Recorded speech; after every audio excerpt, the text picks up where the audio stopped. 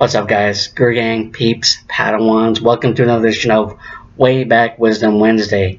And the Yodaism I'll be sharing with you today was posted on Tuesday, January 16th, 2007. Now here's the backstory. I was watching a rerun of a movie involving Leonardo DiCaprio. And I'm really not a fan of Leo per se, but I did find this particular movie really enjoyable to watch. It was the movie The Man in the Iron Mask. One for all for one.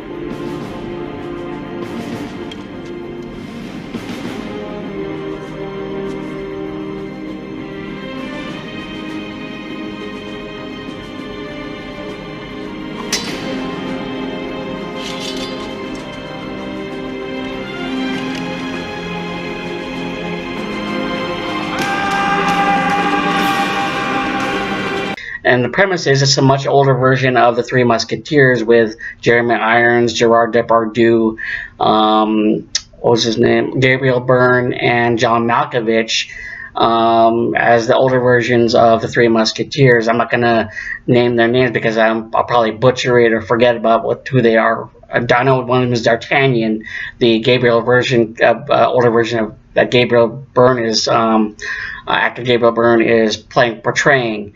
Now, if you haven't seen the movie, here's a spoiler for you.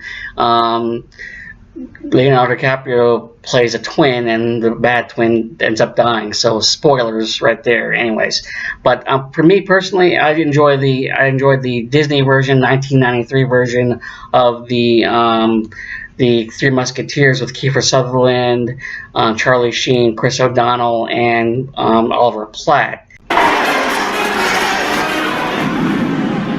Kill those musketeers! Trying to murder the king!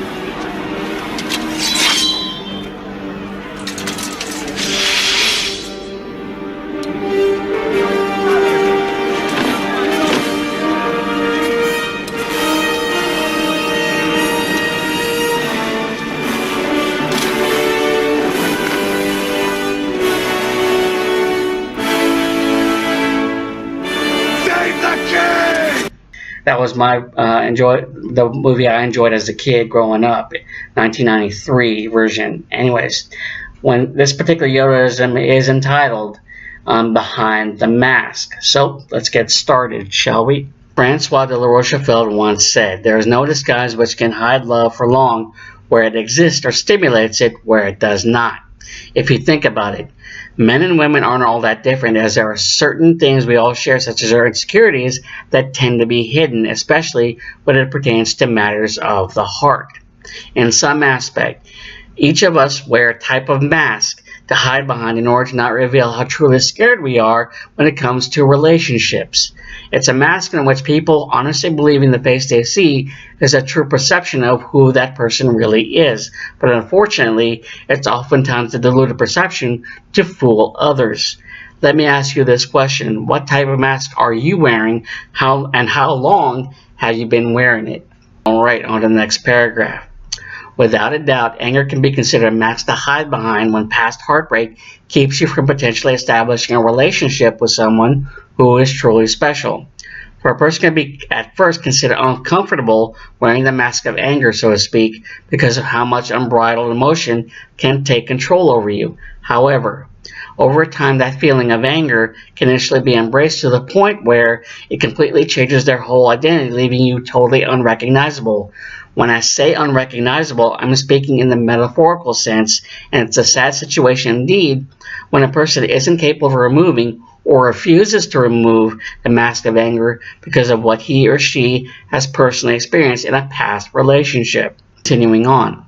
Believe it or not, a person can wear the mask of happiness as he or she deals with matters of the heart with a seemingly cheerful, upbeat attitude.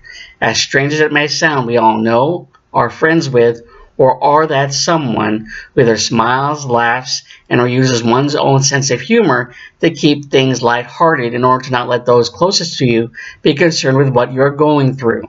For some, most, or all people, it's simply the defense mechanism that automatically turns on when facing the possibility of having their heart put through the ringer, in a manner of speaking.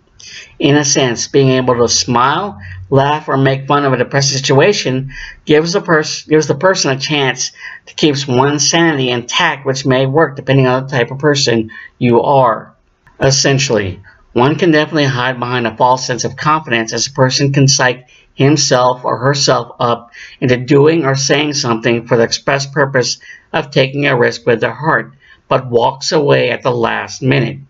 I think many of you would agree that in order to look confident, you must feel as well as talk confident. If you don't feel it in both areas, then it will show in either your speech, facial expression, the way you carry yourself, or in the way you keep eye contact with someone. In a sense, each of us can be unrealistic in thinking he or she has always been ready for love, but when it happens, you find out that you weren't able to handle it, leaving you not only embarrassed, but also physically, mentally, emotionally, and even spiritually defeated. And finally, in retrospect, there are so many masks one can wear that all a person ends up doing is seeing through one's heart rather than feeling with it. Thinking about it, love itself can become the proverbial iron mask that keeps the feelings and emotions we hold locked in perpetual darkness to not only see the light of day, but also never feel the warmth of love. It can be a torturous, painful feeling as you so want to allow yourself to express how you feel within your heart, and yet at the same time be put out of your misery for letting yourself go through it. In the end, it's just a matter of finding the right key to unlock your metaphorical prison that has prevented you from letting someone who is honest, genuine, and not afraid to see the person who is truly behind the mask.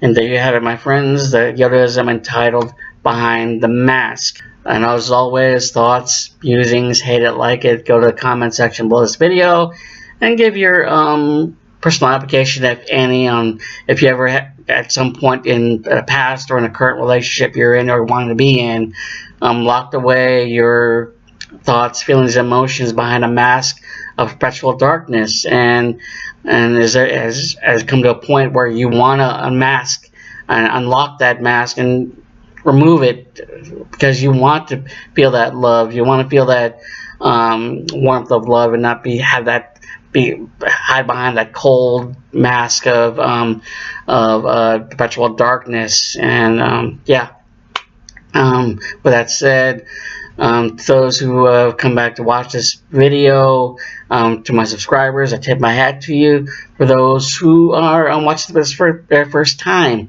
hope you subscribe and become a member or a follower of my Inner Sanctum channel. Like always, I'm not going to mention my social media if you know them already. But for this particular, I did, however, post a new Yodaism. It's entitled Find Your Center. It's basically comparing life to a hula hoop. So yeah, method to the madness right there. And just a heads up, I'm still working on making a new website for my future Yodaisms that I'll be posting in there, but I'm still keeping the Yodaism blogspot page just for my own edification. It will be on Wix.com, but yeah, hopefully I'll get to get my button gear on that one. And also I have to get my button gear in finishing the drawing of Billy Batson and Shazam, which I'm slowly but surely getting done with. So once I get that video posted up and actually finished, then posted up, I hope you'll like it. And with that said, hope you guys have a good day. And with that, with this being Way Back Wisdom Wednesday, or just a regular Wednesday for you, hope you have a good one. Have a good one, guys. Later.